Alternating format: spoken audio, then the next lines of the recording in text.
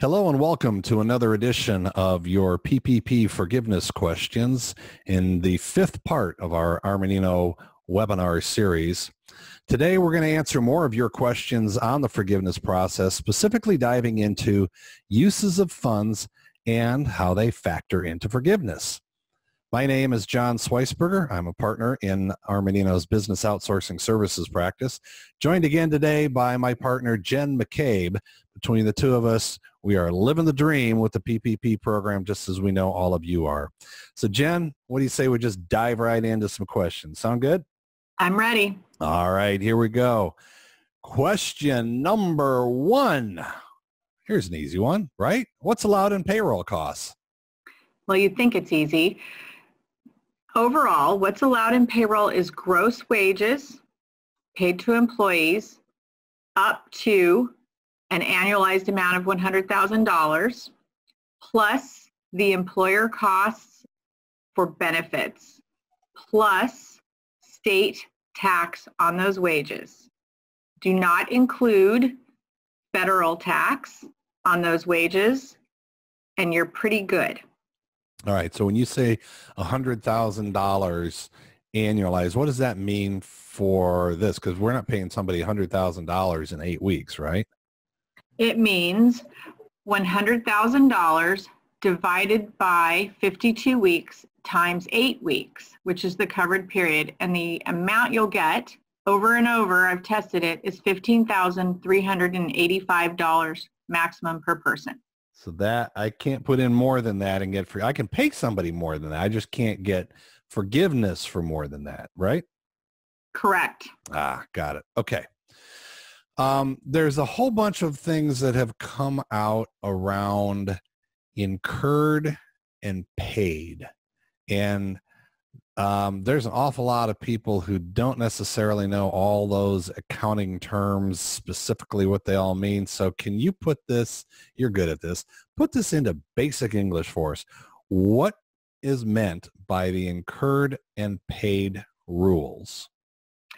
Okay, so when I think about answering this, I go back to the intent of the CARES Act, which is to help people get through 8 weeks. Originally, they thought that everything was going to be groovy again in 8 weeks, of course.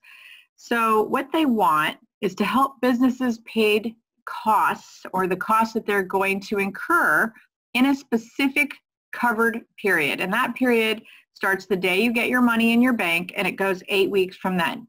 During that 8-week period, you incur costs, maybe your rent, maybe some payroll. That is stuff that you have to pay for. You're going to pay it too. You might not pay it exactly landing within that period. And so they've allowed us a little latitude, especially and only, I should say, on the back end of the 8 weeks. If there is a bill that you have got to pay, say it's rent for May and you haven't paid it yet, and you pay it the first couple days of June at the end of your period, that's okay.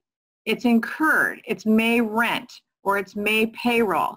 And they are allowing you to incur it in some cases. But the rule is it should be incurred and paid. We can explain that in more detail if it gets crazy for people, but that's the concept. All right, I get that. But what I guess I don't get is what's the math on this? So I'm going to give you an example. My covered period ends on June 13th. And I paid my electric bill on May 25th, and I'll have to pay it again on June 25th. Am I supposed to count all my kilowatt hours between May 25th and June 13th? What do I do? Well, what you do is after your 56 days ends, you are going to get that next bill, and you're going to have to pay it. So you look at it and you prorate it, and you allocate a portion of it to your covered period. And that's the amount that you get to submit for forgiveness.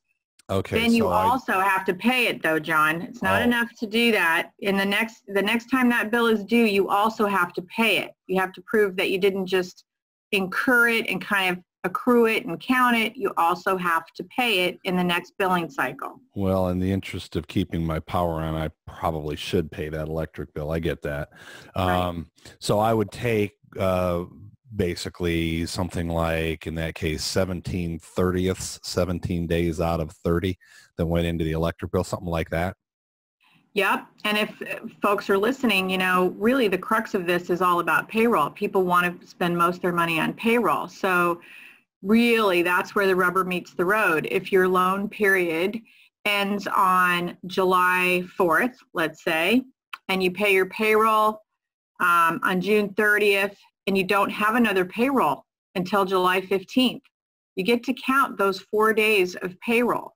You get to incur, accrue, and let people earn money in that 4-day period, as long as you can show that you then paid it on July 15th in the next payroll period. And that's where it's really going to be significant. Wow. Yeah. Okay. Then that makes a lot of sense, but I'm also going to have to be able to prove that I paid it on July 15th, or in the case of my electric bill example, on whenever that was, June 25th. So for purposes of me putting an application in, I'm going to have to wait until I can show I've done all those things.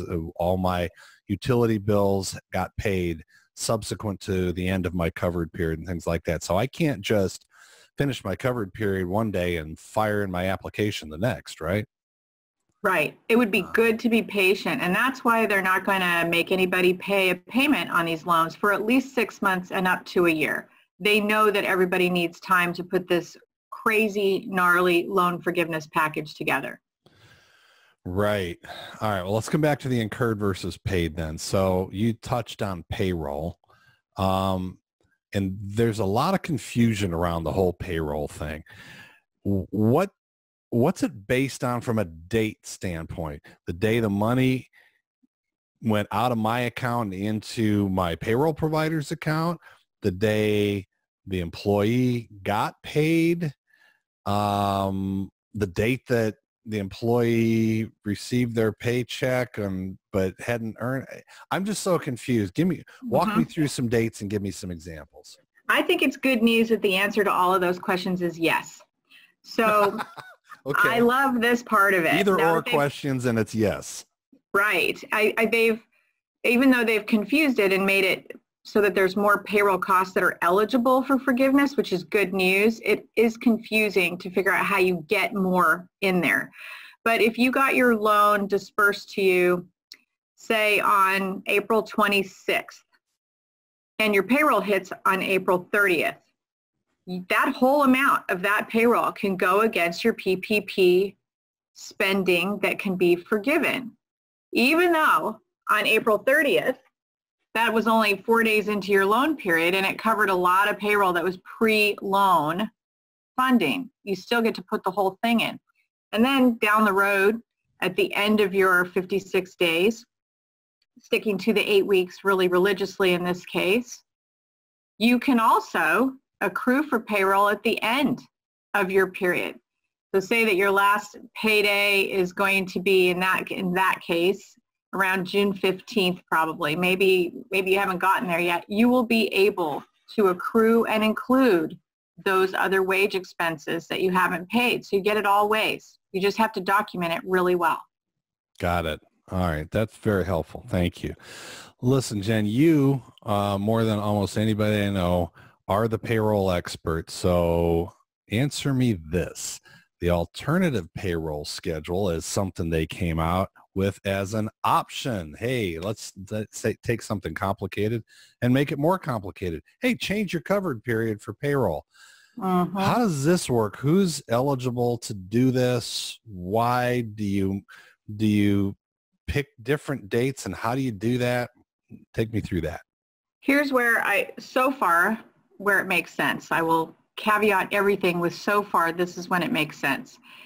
So again, using the example of, I got my loan on April 26th. If I have a lot of hourly workers, they're called non-exempt workers. What that means is my workers are paid on a lag. They submit their timesheet to me, and then I have a cutoff period of about 5 days where I prepare payroll.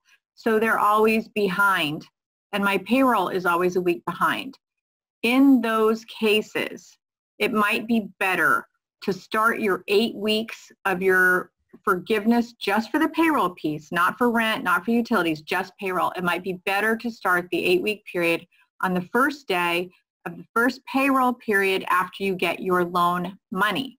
So if you get your money on April 26th, you might want to wait and have the first payroll period start with May 1st and go forward from there if that is indeed the first day of your next payroll period. What that happens to do is it pushes your last payroll out past your 56 days, past the end of your loan period, but that's fine. You get to put that in. You also get to accrue for those hours that aren't included on that last payroll. So you probably are going to get more money. The other reason you're going to get more money is if you're an hourly employer and you've just let everybody go on furlough, you're a retail or a restaurant person, you're more likely to have more staff by the end of your loan period. So again, you're bumping up that payroll number, and it's going to be very helpful to use the alternative payroll period. So anybody can do this, right? Nope. That's a good question. You can only do it if your payroll is at least 26 times a year, which is called biweekly, or if you have weekly payroll, you can do it. So if you're listening and you do payroll only twice a month or monthly, you're not eligible to select the alternative payroll period.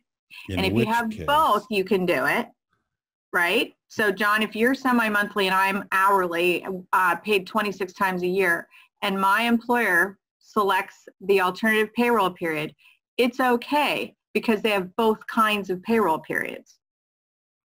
Wow. Gets complicated, doesn't it? Mm-hmm. Mm-hmm. Okay.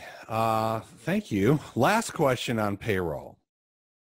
Staffing agency costs. This comes up a lot. I've got some part-time people that I borrow from a staffing agency when I need them. It's a little flex staff kind of thing going on. I don't actually pay them, but they're like my employees. I treat them like they're my employees. Mm-hmm. You know, I let them get sodas out of the refrigerator and things like that. I mean, I don't just let anybody come in off the street and do that. Do I get to use those costs for those people? I mean, it's people cost, right? Can I throw that in payroll for forgiveness?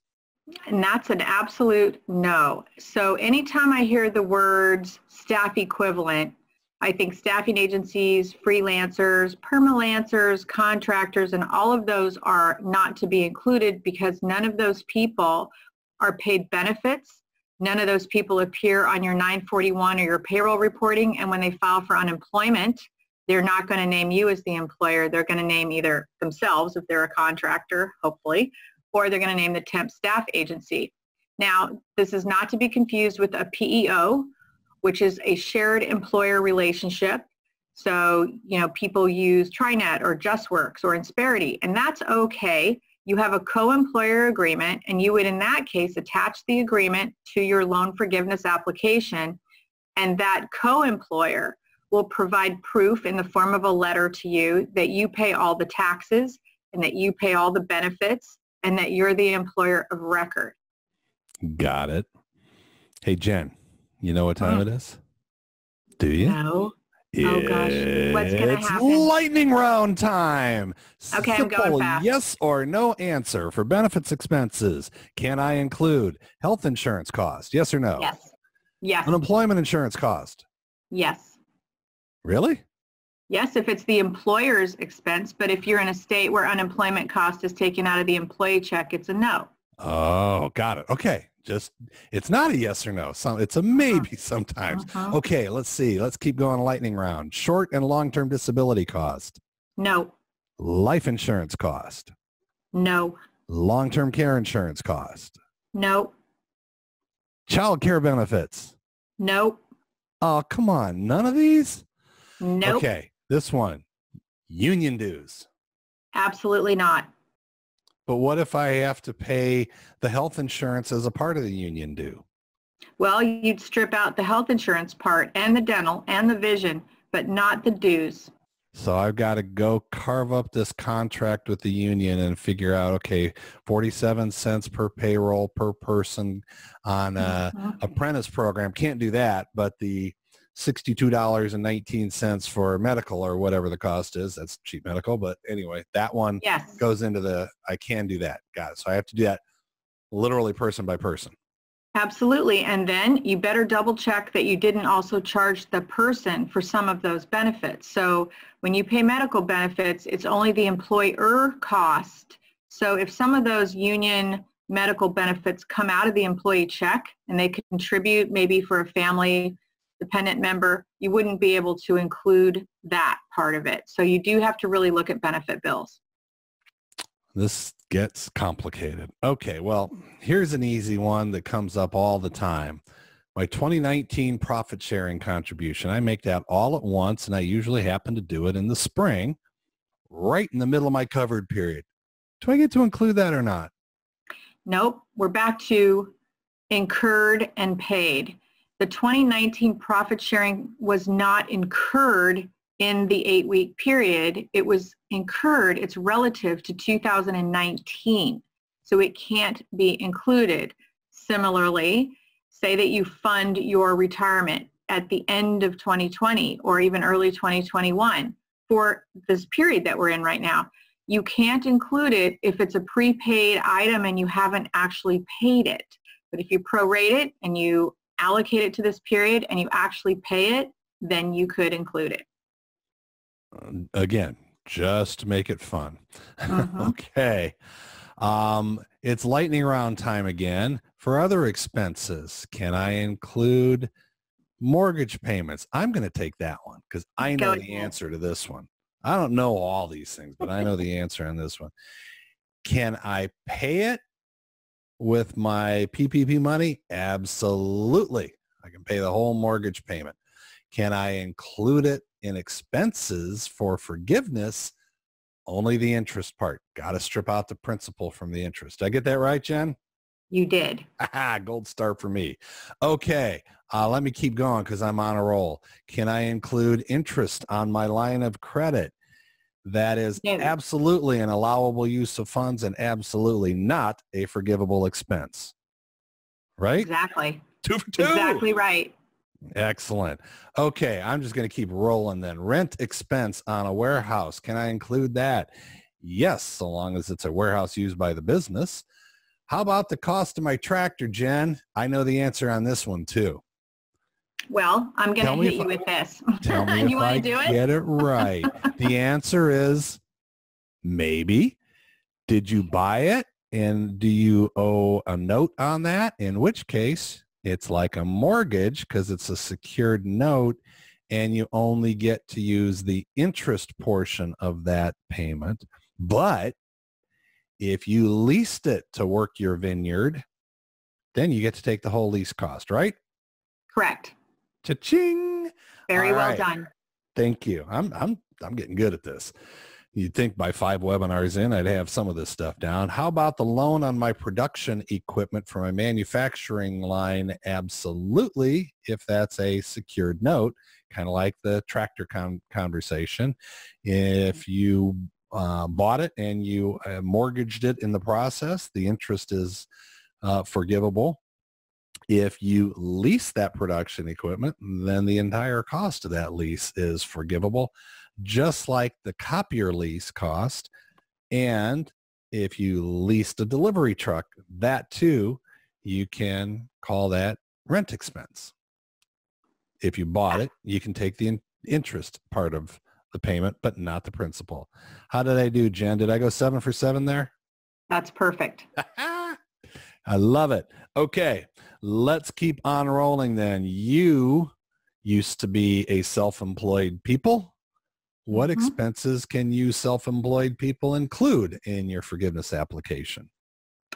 The guidance on this has been very clear. If you are self-employed, like a sole proprietor, or you are an owner of what's called a pass-through entity, and if you're listening, you know what that is. It means you get a K-1 and you're an LLC owner, or you're an S-Corp owner who may get a W-2 and a K-1. They're very clear. You cannot submit for your health insurance benefits because those benefits pass through to your 1040 in a different place and they are not a business deduction. This is a business program.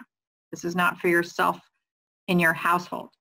So you can't include your benefits. In many cases, this means that self-employed people will only be able to submit for $15,385 for themselves. and that will be it. Okay. Let's turn our attention for a moment then to the application itself. It came out about 2 weeks ago, and there's a bunch of things in there. First off, it's always interesting when you've got 11 pages that need to explain how to fill out the other 2. But in any event, we won't go down that path. We have the application, we have Schedule A to the application, and we have the Schedule A worksheet that supports the Schedule A that supports the application, right? So, Jen, on the Schedule A worksheet, there's a couple of tables. There's Table 1 and Table 2. Which employees go where? Table 1 is for employees who make less than $100,000 and also who made less than $100,000 in 2019, and this is the trick, during all those pay periods. So Table 2, I'm going to go back to Table 1 in a second. Table 2 is for people who make more than $100,000. So you carve them out and you put them in Table 2. By the way, John, owners go on a completely separate line all by themselves, okay? Yeah, we'll get to that. Yeah, Table 1 is interesting. If I pay you $5,000 a month for all of 2019, that makes you a $60,000 a year employee. And then say that in December, I give you a $10,000 bonus. That means you go on Table 2 because for one payroll period last year, when I gave you that bonus, you popped over that threshold in one pay period. You became someone who annualized would have made more than $100,000. So interestingly, just that one pay period. That's right. But that's actually, again, good news for the borrower. It means that you go down into Table 2 and there will be no wage reduction on you. And that's good news. That's very good news. So the fewer people on Table 1, the better, right? Correct. But I know there was also this thing in there about FTE reduction exceptions down at the bottom of Table 1 of the Schedule A worksheet. Who goes in that? I think you bet. I'm going to say not it, but you're starting to talk about FTEs instead of salaries now. So why don't you switch over for me? Well, yeah, I can cover that one. So there is this FTE reduction factor that we're not going to go into that. If you want to know everything there is to know about the FTE reduction factor, listen to episode 4 of this webinar series because that's all we talked about. But there is at the bottom of Table 1 this place for FTE reduction exceptions. And those are people who, for example, you laid them off, you wanted to bring them back, you made them a written offer, and they said, yeah, thanks, but no thanks. I'm making bank on unemployment. I'm just gonna hang out here for a while. Great, that's who you put there. You fired somebody for cause, put them down there. You had somebody who voluntarily asked to have their hours reduced and you gave it to them, put them down there. And for interpretive purposes, we would include FMLA people in there, even though it's not specifically stating that. Nothing does talk about the FMLA people, but there's a fair number of them who are on leave in any given point in time. Put them on there because they essentially voluntarily reduced their hours. So you're saying, John, anybody that's not in my control, I get to put them to the side and I'm not going to get hurt on my FTE calculation because I didn't have anything to do with the fact that they don't have hours anymore, correct? Bingo, you got it. Cool. Okay, well, let's keep going on the Table 1, Table 2 thing and get to the owner's piece. You mentioned this a little bit ago.